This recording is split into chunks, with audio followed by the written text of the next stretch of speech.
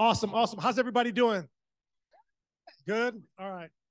My name is James Cuthbert. I'm the president of Rock the Bells, so I'm charged with bringing a little bit of energy. I am not our founder, L. Cool J. That's the other thing you might have noticed as well. What I'll say is just quickly about me, and then I would love to get into this panel quickly. So Rock the Bells, a little bit about us, a couple of our folks are here, is a platform that was built from the fact that nobody was focusing on elevating classic hip hop. So starting in 2018, L. Cool J was listening to SiriusXM radio, and there was a channel called Backspin, and he was like, you know what? He's like, this isn't really representing the culture the way that I think you can. He was able to get a channel called Rock the Bells on SiriusXM radio. Then that channel blew up. The light bulb went off. Man, just like classic rock was first coined in a radio station in Cleveland, Ohio, and then the institutions that were built on the back of that. Classic hip hop is beginning to have a moment, and classic hip hop has a ton of value. And if you were to build a platform on top of that, what would that look like? So we do content, commerce, and experiences, but that's enough about Rock the Bells. I'm very, very, very excited to talk with this distinguished panel about multicultural marketing and the importance of reaching multicultural consumers. So I would love to go around the horn a little bit and introduce folks one at a time. So we'll start with you, Alex. Sure. Hi, I'm Alex Tokatlian. I'm with Marco's Pizza, so happy to represent the Dough Town to complement the Motown on this panel. We're 1,100 locations. It's true. We're 1,100 locations based out of Toledo, and I'm the director of product marketing and multicultural marketing. So two different facets, but housed under one roof. So part of that is menu innovation and bringing innovative new things to the stores. The other part is how do we really build our brand with multicultural consumers and disproportionately go after those guests. Awesome. And then Nicole. Hi, I'm Nicole Sebree-Henry. I work for Rocket Central. I am the Senior Director of Multicultural Marketing. Really excited to be here. I see a lot of the team members in the audience. Shout out to marketing and specifically our multicultural team that's out there. So just really excited to talk about all things multicultural marketing. Awesome, thank you. And Juanita, we're on a panel together again. Back to the future. Hi, everybody. Juanita Slappy. I have the honor to drive impact and awareness for an iconic brand called Cadillac. I'm a de facto auto girl, born and raised, and I'm just here to make sure it's authentic, that we have relevant connectivity, and also I really want to impress that diversity is diversity of thought, not color, and that's something that I think was a question that was asked, so I'm happy to expound on that and how Cadillac does it also on behalf of General Motors. So thank you for having me. Awesome. And then last but not least, Kimberley, who's from my old alma mater in General Mills. I remember those days. Yes, once you go General Mills, you never go back. So General Mills is an incredible company. I've been working with them for almost 4 years now. I lead their multicultural marketing strategy, specifically within the MFOU, which is our morning foods unit. So if you know Cheerios, Lucky Charms, CTC, some of our beloved favorites are some of my beloved and served brands. I've been doing multicultural marketing for about 20 years. And so also it's either Kimberley McArthur or Kimberley McArthur. I was born and raised in Latin America and moved to the States in about 1993. So I always make the joke that I'm very Wisconsin presenting, but I am your Latina on the panel. Okay. Okay, awesome. So we're going to go ahead and dive right in. So multicultural is just this commonly used phrase. I think people kind of overuse it. Oh, what are we going to do with multicultural? Like, what are we doing there? So how did you define multicultural? And I actually want to start with you, Kimberley. So I love this question because multicultural marketing means everything and nothing, right? The U.S. is a multicultural country. We are a majority nation of multicultural majority, that is that under 18 population. And so when we really think about it, I think it's really just consumer marketing. And we had a little bit of a chat earlier. It's just good consumer marketing. My title has multicultural in it. It's something that I've had a lot of conversations about. It just, let's talk about cultural marketing. Let's talk about connecting through aspects of cultural identity versus just multicultural, which was so focused on demographics like race and ethnicity, which is a very 1980s kind of profile and way to go about the business. And so what does multicultural marketing mean to me? It means engaging communities through aspects of culture, whether you're really into K-pop or you are into amazing Cadillacs. That is a culture and that unites people together. Awesome. And I want to go right down the row. So Juanita, what do you think? It means representation matters. Consumers right now are so focused on brands that believe in them, that they celebrate their brand behavior. So it's about that authentic connection that a lot of our brands do. And that's a sweet spot because it's meaningful. So when a consumer can see your brand values aligns with theirs, it's a no-brainer why you would want to work with them. But moreover, they also don't want things that are performative. They want things that are long lasting, that drives measurement not only for us, but for them as well. So for Cadillac, it's a lifestyle. Melissa always talks about, you know, if you were to have a Cadillac, like what's that music that you walk up to? It's a feeling. I think someone said it's a vibe. It's a vibe. I see you in the back. Hey, vibe. So that's what cultural marketing is, because you feel it, you see it. And once you have that connectivity, you can't let go of it. And that's where the loyalist is. Awesome. And Nicole.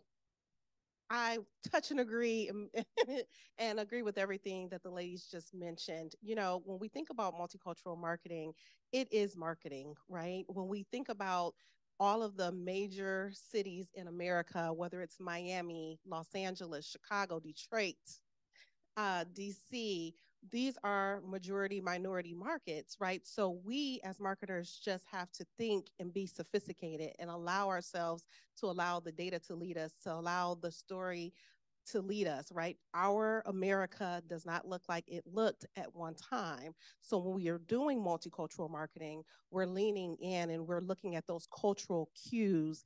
So when we are on the screen and we are advertising and we're advertising Rocket Mortgage, you know, certain consumers want to see themselves, not just what they look like, but all those little cultural cues in those nuances in a spot where they say, I see me, I see my uncle, I see my mother. And that's what multicultural marketing should mean now. It is marketing. Yeah, and I agree with all that. I think the one added facet for us, we're also a retailer. So we have 1,100 brick and mortar locations. So it's making sure that we are representing and reflecting, but also connecting with the communities we serve. So it's that added layer of there's the overall messaging, but also at an activation at a local level. What are things we can do to build those connections and establish the brand with the communities we serve? Awesome. So when you think about cultural marketing, I can already make that correction in the questions. We can work really quickly here. Music is an incredibly important passion point. I've been in many meetings, and I think about music when I've been in meetings, whether I was at Coke or at Red Bull, everybody thinks they know music. So they think, I know what spot you need. My cousin or my grandson was listening to something yesterday, and you get all kinds of recommendations. But when it comes to music and other cultural passion points, why is that important? And why is it important to understand some of the nuances within it? We'll start with you, Juanita. Yeah, I think Alex hit on one thing about community, and Melissa talked about it earlier, is that it's people marketing. So shameless plug, we work with a chocolatier because we know our consumer likes chocolate. We have some in the back. It's curated. It's not the same chocolate you get at every event because your palate differs, just like the environment or the event that you go to differs. But then let's talk about music for a moment. You listen to music where? In your car. So it's a natural synergy for us. And I do have a spot to play that'll also answer that question and allow me to go a little bit deeper if we can play that. The future is written by the innovators, the creators, the beautifully defiant muses and makers, the bold, brilliant, bespoke shapers of a marvelous universe. If you look, you will see we're the hook and the verse. A constant chorus of black joy. A magical symphony of undeniable promise. Look in the mirror of your future. What do you see? What do you hear? The world is your instrument.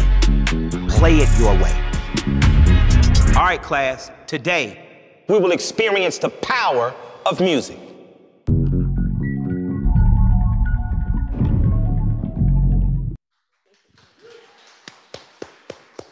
Thank you. Two things. I hope you felt that, and let's talk about the power of music. This campaign was a microcosm of so many things. It celebrated our relationship, not our partnership, right? Our relationship with Killer Mike. If you know him from music, it's an extension of what Cadillac has done from Run the Jewels and No One Speaks. But moreover, this was our entry in Web3. We work with an NFT artist who's 13 years old, who's amassed over $1 million, who underscores Be Iconic. She's a rising icon. So to see her there and take it further, and we auctioned off that NFT art for our 120th campaign to go to Save the Music. So what is music? It's a connector. It's something that drives us. And I think that spot is a dynamic reflection of that. Awesome. Who else wants to jump in on this one? I'll jump in on that one. So from we talk a lot about Latinidad at General Mills, and part of it is because we're talking about the power of Latino culture and the way that is influencing mainstream.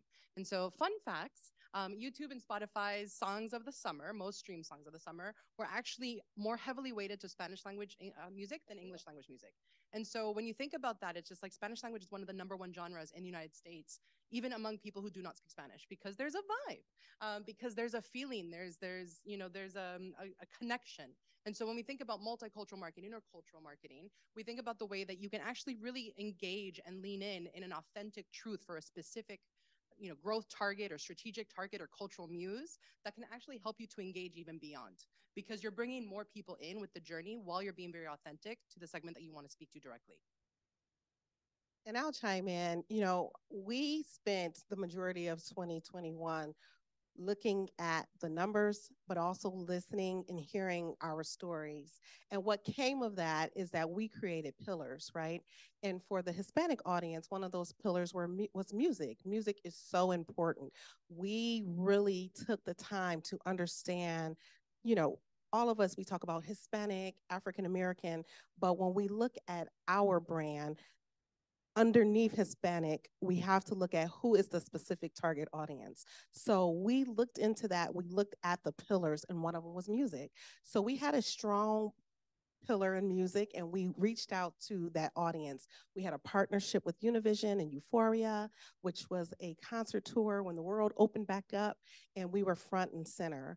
And that's something that was really important to us. Not only, I'm very passionate about not just doing traditional advertising. You have to be in the market of doing 360 advertising, having multiple touch points. So if I don't reach you here, maybe I reach you here and there, right? So it's not just traditional ads. You have to be in front of that audience, communicating in certain ways, right? And so with Euphoria, our support of, radio, our support of influencers, that's what matters. And so not just music, when we looked at the African American audience, we looked at things like, we call our target audience the legacy chaser, those individuals who parents and grandparents own homes and they want to keep that tradition alive, or they're a first-time homeowner that wants to leave something to their children. And when we look into those pillars, we talk about cultural connections, being in the places and spaces like HBCU support,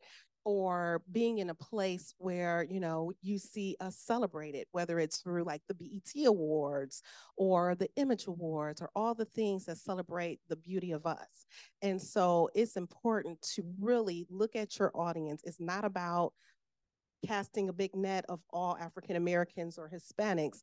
It's truly about understanding who your brand is, and then how you approach those who speak, how we speak to those individuals. So that's key. So we look at music, we look at HBCU support, we look at sports and soccer, because we know that those are passion points for certain ethnicities and cultures.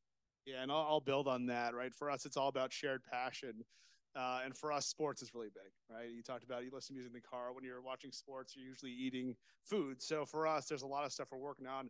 How do we be part of that? How do we enhance that experience? And where does it make sense for our brand to fit in? And obviously, there's a lot of upcoming sports coming up. So we have some exciting things that we're excited to bring to that table. Yeah, and I went to Penn State in undergraduate, so I know there's some big games coming up sometime soon. But but we'll move on to the next one. So when it comes to getting your, kind of getting started, some organizations have had, conversations over and over again. What are we going to do with multicultural marketing or cultural marketing? How do we get started? And it usually starts in a really sometimes cringeworthy place, which is like, well, why don't we just translate it in Spanish? Nailed it. All right, sweet. Get that printed up and let's go. But as you're just getting started, Alex, I would love for you to kind of give us some thoughts on, as your organization is really just starting that journey at Marcos. What are some of the things that you're working on and some of the things that you're working on trying to get that thing going. Yeah, absolutely. So Marco's, I refer to us as the oldest startup. We've been around for over 40 years. We've just been a national brand for about 3 years. So we knew there was an opportunity, and it was just about how do we bring it to life. So a lot of it was education, right? And digging into the data, understanding what that opportunity looks like, dispelling some of the myths, finding out that in our higher Hispanic stores, we see higher volume, right? We see more occasions. We see that basket size going up.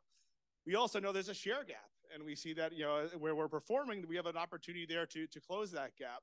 And educating the system too, to, some of the things that I think we all know that, most of my focus is on Hispanic, that U.S. Hispanics are everywhere. And just providing some of that demographic data to show our franchisees that, hey, did you know in this market, 1 out of 5 of your households is Hispanic? And there's a big opportunity there where they're more loyal customers, there's more spend per basket, more frequency of occasions, and giving them some tools to help them get there. Whether that be just some of the basics of having some bilingual materials and bilingual menus to their grand opening plans. When you're opening up, how do you open up differently with the messaging you're bringing out if you have a Hispanic community you're servicing? The other part of it is just doing some research, right? We're a brand that has a lot of brand awareness opportunities. We actually found that for the U.S. Hispanics, there's really not an awareness gap, right? We have a latent opportunity there with us, and we also see higher recall when it comes to social media. So how do we couple these facts together and bring these data points so we have a really lucrative consumer target? We're not getting our fair share, and hey, they're into the brand to really unlock some things. And I think it's about those small victories. What are little things we can do to build to the big things? And I think where a lot of where we're going is, a brand that doesn't have a big multicultural media budget. What are things we could do for a total market approach? And we talked about today's consumer, right? It is a multicultural consumer, and how do we bring culture into the things we're doing from an overall market? So we're making sure we're building that connection with the limited resources we have. So a lot of it is those baby steps. It's the education. A lot of it's that ground game, right? Helping at the local level, but also influencing what we're doing on a national level. So we're bringing culture to life through our messaging. And one thing I'll just add too is what I used to talk about when I was at Coca-Cola is this idea that when you're trying to get into a new area, you have to be authentic. So I would talk about this idea, you have to have 1 foot in the clouds and 1 foot in the concrete. What that means is your foot in the clouds is your messaging. This is how I'm communicating, I'm talking. Well, talk is cheap, especially with multicultural consumers who can be very skeptic when brands begin to speak to them. So the foot on the concrete is how are you impacting their actual journey? So when you think about, like, is there something you can do authentically in the community? Is there something that you can do to really help or to push forward or kind of like add incremental value to that consumer's life? And when you begin to do those things, whether it might be activated with HBCUs, it might be finding some really cool ways to give back, you have an audience that's much more receptive to your brand message after all. And Go ahead, Nikki. So I wanted to share, like, I'm in the housing industry, right? We are in the business of selling mortgages. And what you have to understand for a lot of African Americans and Hispanics, that is something that has, we have to build trust, because we have had systemic racism that has occurred within the housing industry. When you talk about redlining, or you being in your home and your home is appraised for less because they see a person of color, right? So we have to build trust, and it is so key. So my team knows that I always say this: you can't kiss me on the first date, right? This is new for us. It is new for us to engage with this consumer base, right? So you got to hold my hand, tell me a little pretty, all the things, right, before you go straight to a sale. So what we're in the process of doing is really introducing ourselves to the African American market, to the Hispanic market, and saying, hey, you can trust us. We are easy to use. We will hold your hand through the process. All those things are important because we're new, relatively new, in engaging in this way. So it's so key. Authenticity is so key. We created a program last year called Detroit Home Loan Plus. And I am a D girl. I am from Detroit, West Side, Cass Tech, okay? And so with that being said, I am always offended to see how the national news portrays our city. And so I said, that is something we will not do. I put together a whole deck and showed the city and the neighborhoods, whether it was East Outer Drive, West Outer Drive, Rosedale, Indian Village, all in all of the city, and how beautiful our homes were. They're brick homes. And I said, use real families that live in the city and love their city, right? And so our whole campaign for Detroit Home Loan Plus were real neighborhoods in the city, using real people who had families that they were raising in the city. And I think that makes the difference. Well, to build on that, not only to build trust, you have to do it beyond cultural moment. I think some brands latch on to Black History Month, Hispanic Heritage Month, and we were talking earlier, our consumers shop every day.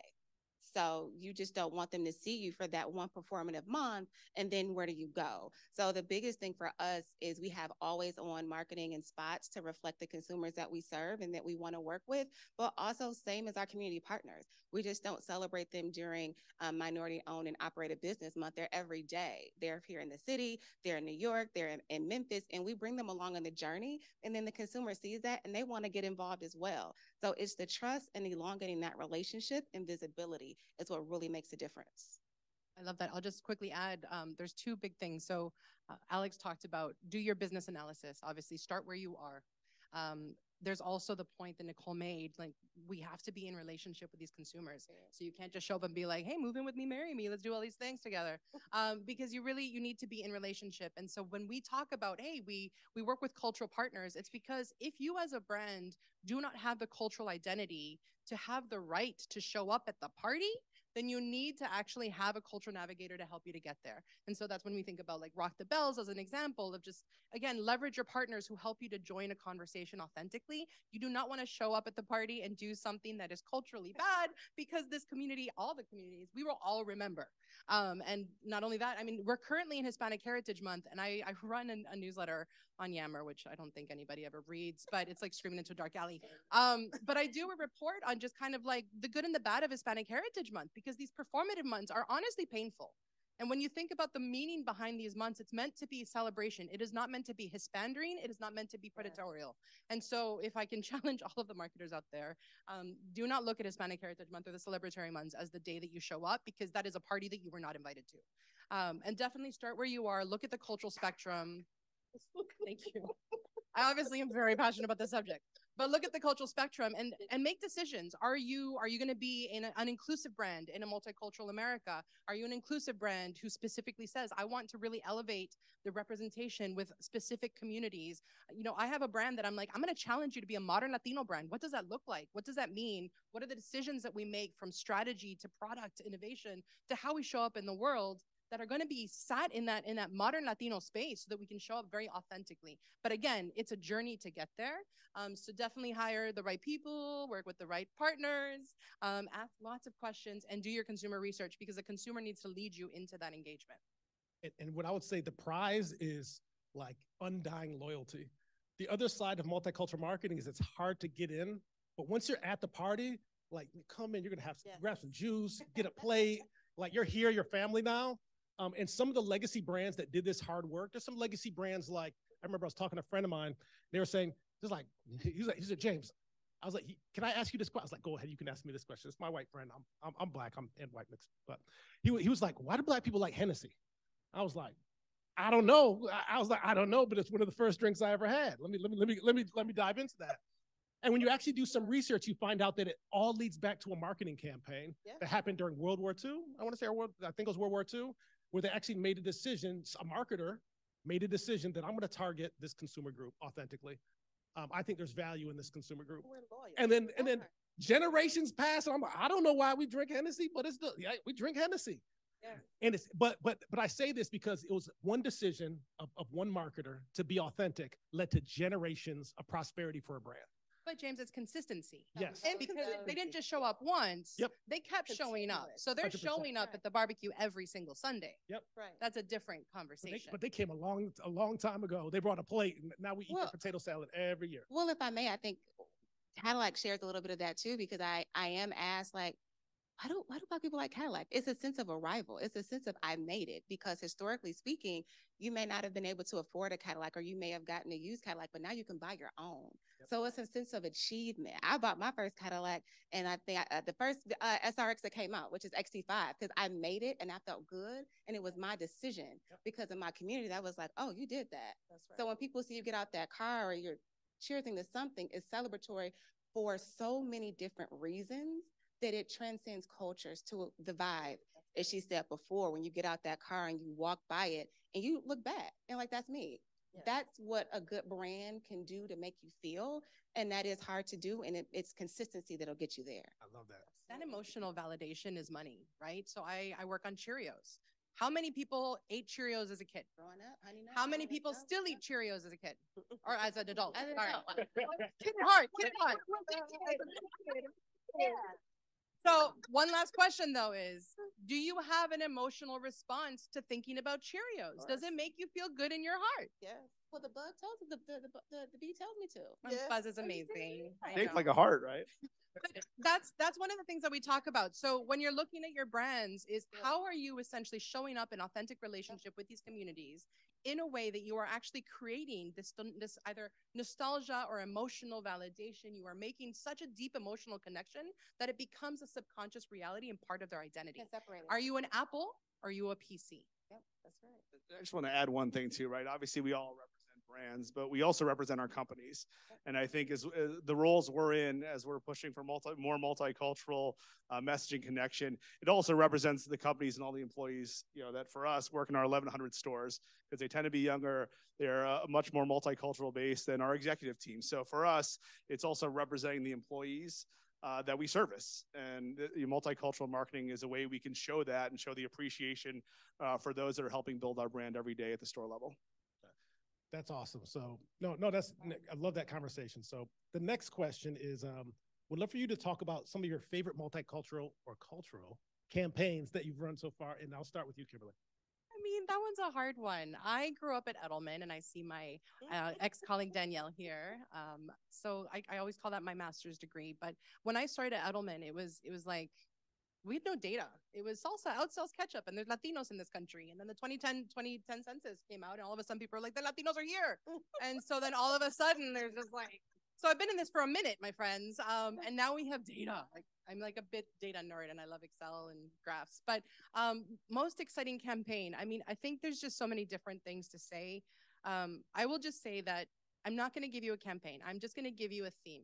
At this point in my life, I'm extremely passionate about making sure that the work that we put out into the world as our brands is actually authentically serving our consumers. It is not just about marketing to, it is not about selling to, it is about how are we lifting up the populations that we want to profit from, and how are we creating authentic relationships in a way that is actually of service. So I will just say that that is my new theme, and it's not really new. It's been about at least the 5-6 years, but that is really my passion. And so when I think about different products and I think about different campaigns that are out there, and I see, oh, you know what, we made a not-for-profit donation to this arts organization. I'm like, cool, but what else? Yes. Right. And so I will just say, I mean, it's hard to get brands to pony up money on a lot of our community-centric activities, but those are so important. Like, we need to leave the world better than the way that we came in. So I wish I had a campaign, but I will just tell you that there's actually a commercial that I really love from Rocket Mortgage that I saw recently. And it's essentially, the scenario is it's a parent with an older son. I would put him in the 20s, and he's just like, I bought my new house, and there's a moving truck, and it's this emotional moment of like, no te vayas de la casa. It's incredible.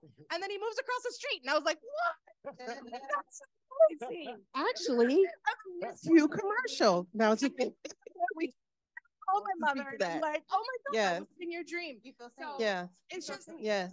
It honestly, yeah, it made me reconsider Rocket Mortgage in a way that I never would have. So just that's my plug over here. Well, you know what? I'm not sure if you guys have Type Family, but that's our latest Rocket Mortgage commercial for the Hispanic consumers. And Type Family is all about being in a multi-generational home. So I don't know. We love to hang together. We make breakfast together. We binge watch TV together. We even walk the dog all together. But sometimes we can all use, tú sabes, a bit more room. So Rocket Mortgage helps us find a home loan that fits our budget just right, with down payment options as low as 3% and personalized service every step of the way. That's how we got this bigger place, but we still like sticking together. When you want to keep your family close and comfortable, Rocket puede. Rocket. So to your point, we lean in, we learn from our data what that audience looks like. And what we see time after time is that, the Hispanic home consists a lot of multi-generations. It may be husband and wife and children, but also grandma's there, or, or a cousin or a brother. And so we lean in. So when we talk about authenticity, that's what we're saying. We want you to be able to see yourself when you see our spots. And I know that was not the question that you asked about best campaign, but that was like right on. No, that was great. So I know we have is that the clock? We're gonna run. I'll jump in, James. We got started early, but we can go late. Okay. So let's keep going. I'll jump in if that's okay. Yeah, I mean, I'd say my favorite campaign, right? The next one, right? Kind of like Tom Brady. But sometimes it's little things. I think back at a prior experience. This was around 2018, and it wasn't a really welcoming time for a lot of Hispanic consumers. And there was a lot of turmoil in the country. And even I remember going to stores and talking to team members and talking about the direct racism that they experienced that they never would have thought of. And it was a really simple thing, but all of the doors of this brand's retail locations had a welcome sign. And we added Bienvenidos. And it was a really simple thing, a small thing, but a meaningful thing, right? Just showing, hey, we want, whether you're a customer, a team member, come here, it's safe. We want you to be, part of our brand, and we're welcoming you. We want you here. So sometimes it's not always the big things. A lot of times the little things that can really connect with that community and that consumer that are just the right thing to do.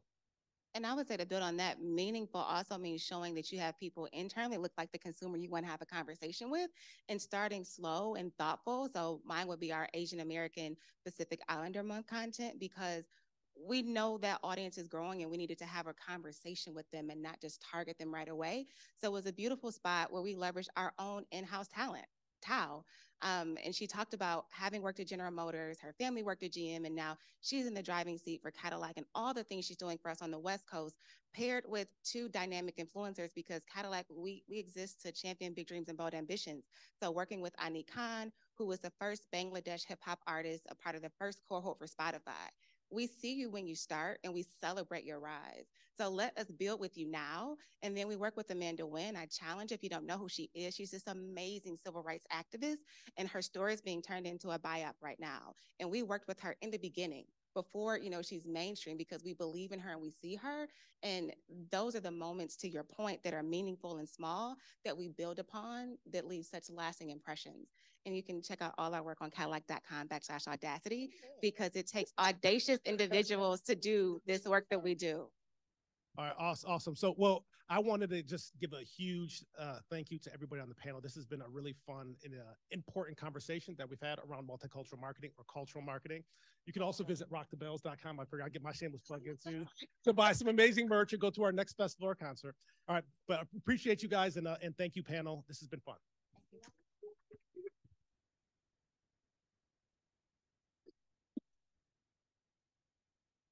Such a great conversation, right? To learn about different cultural. Oh, actually, let's do questions. Just kidding. So any questions? Yes, let's do questions. Any questions at all? Yeah, great question. So we have a local agency for the island. However, we make sure we're talking to each other, and as much as we can, right? We want to make sure we have a consistent message. We're sharing using similar creative. So it's connected, but it is a distinct. They have their own agency there. They know the community there a little bit better, and can speak the culture a little better than we can. Any other questions? Right here. So you talked about this United States being a multicultural majority, right? But I would guess in most cases, media budgets are not necessarily. So how do you get how do you work in the company to sort of bring that about? It's come a long way, but there's still a big gap. I want to actually answer that, and it's more of a bigger answer. We are all marketers in here, right? The first thing we need to do is to accept that the United States is not general market anymore. We need to accept that in our heart and our soul first, right? And then we become better marketers by doing so. So if we all understand that Hispanics are the fastest growing population in the United States, we have AAPI, LGBTQ plus we have African Americans and they are becoming the majority, then we start to do the work inside, right? We use that data, that understanding to adjust. So when times are hard and we're like, well, why are we losing? Because you're still targeting like just the general market and you're not adjusting your budget to reflect what your target audience is or what the audience is for your brand. So I implore all of you to please start thinking and really accepting that the United States has changed, and then take that knowledge and all that data that you know and change the way in which you market. And can I, just one thing quickly I would say is, this is really, really important, is if we just work with our media agencies and we focus on scale and efficiency, then you're going to end up you're putting your ads in the same places and spaces. Correct. So finding, sometimes it's finding those niche, kind of like, or those smaller media outlets who you can spend with. It'll be a smaller portion of your budget, but it can make a huge difference. So whether that's, whether that's somebody like an Essence, that could be somebody like a Rock the Bells, that could be like some of these smaller companies who can work and do activations and different things, but we're able to activate in a very authentic way. So I would say, as you're looking at your overall media spend, and I know you're gonna have people on the media side who are like, don't mess with my efficiency numbers for the year. You can still hit your efficiency numbers, but then make sure you're carving out spend. So you're not just doing multicultural campaigns, but putting it in the same places and spaces. You're actually working with some of those multicultural owned companies, which is equally important. And so that's actually something that's happening now in the industry. So if you are a member of AIM, ANA's Alliance of Inclusive Multicultural Marketing, we talk about SIM. So we talk about versus efficiency, it's about efficacy. And so it's about essentially evaluating. I think places and space is exactly right? So it's just, you've got to find out who, where is the intersection of your brand with your target consumer? And then how are you showing up very intentionally, strategically, and thoughtfully in, again, those places and spaces that matter to them.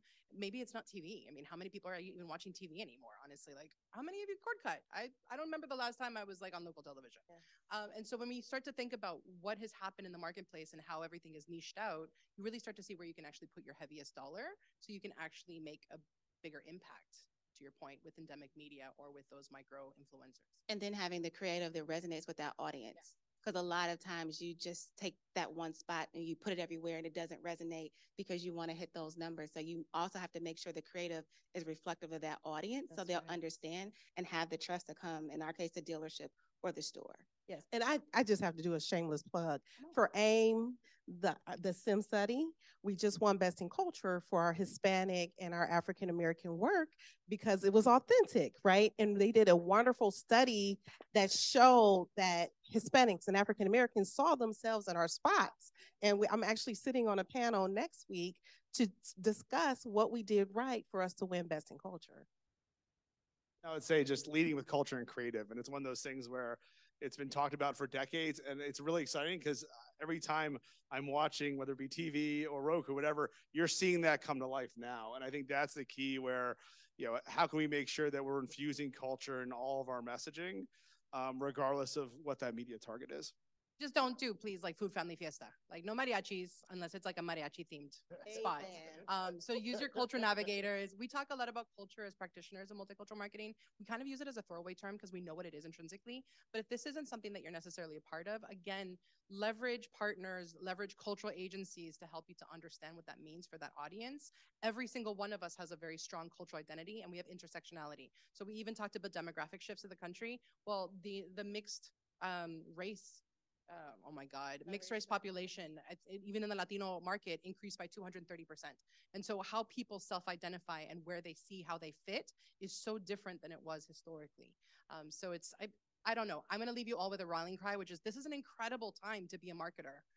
Because we have one, data, so salsa, sauce, ketchup is no longer the only thing you have now. But then two, the consumer is being very vocal about how they want to be seen and how they want to be treated. So it's just, and it's an exciting time to be alive and a marketer. All right.